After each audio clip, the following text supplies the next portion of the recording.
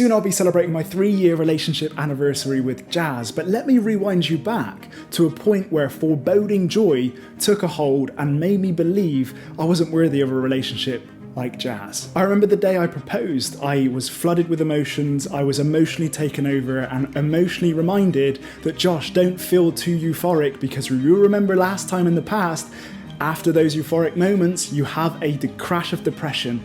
And it happened. For 5 days, I was very miserable and I couldn't believe or pinch myself that what was happening was real. I was expecting the worst. I was expecting Jazz to then reject me or give me back the bloody ring. Then I was self-critical and self-judgmental that I wouldn't be enough as a husband, committed enough, because in the past I wasn't committed to the things that really were good for me, and I thought that vicious cycle would repeat.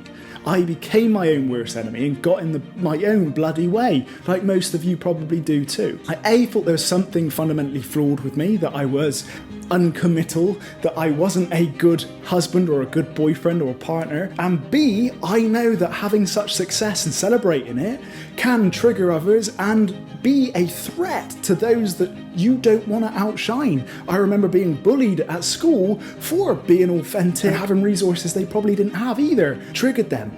And we play small in order to avoid the criticism and judgment, because social rejection is equal to physical pain, so we'll avoid it like the plague. And because my traumatized brain wanted to protect me and control the outcome in every possible way, it painted a fake layer as to what would happen. It's the unknown. Anxiety lives in the unknown when we feel totally out of control. But love is out of control. Love is vulnerable. Vulnerability is letting go. And we live in a world where we rehearse tragedy. We love horror films. We love activating a nervous system through what we consume. We love taking thrilling roller coasters as to then be familiar with that feeling, to then not experience it in our reality. But in the non-experiencing and in that trauma story projecting, we miss the beauty of the moment.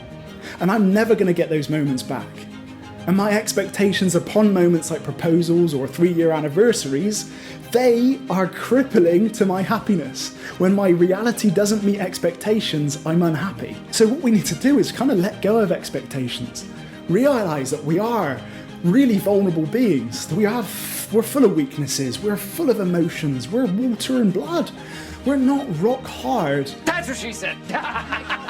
And we do deserve joy. And what I learned is we grieve the times we didn't fully feel it. So try not to draw into the world's narrative where you scroll through YouTube and you see suffering from poverty, from war, crisis, from people having worse off lives than you. You deserve to have abundance. You deserve to have love. You deserve the good things, because we're guilt-tripped and almost funnily gaslighted by our systems that we live upon to suffer alongside in order to belong and not step outside the box, to be ridiculed for not feeling or celebrating our success. I learned that gratitude is the answer. Soothing is getting you back to source, and worthiness is what sustains everything that you experience. We have to break those limiting beliefs, those upper ceilings that feel like you're not worthy of experiencing something like this. And we have to get in our own way of thinking that, oh my God, this euphoric feelings tingling through my body is safe, because it is. And I'm about to celebrate this with my wife, and I will not sabotage that, and I'm committed to both myself and anything that promotes my well-being and promotes all of the euphoric feelings. So I hope this helps you tackle foreboding joy and not feel guilty for feeling it. Comment below when you got in your own way for a good thing happening.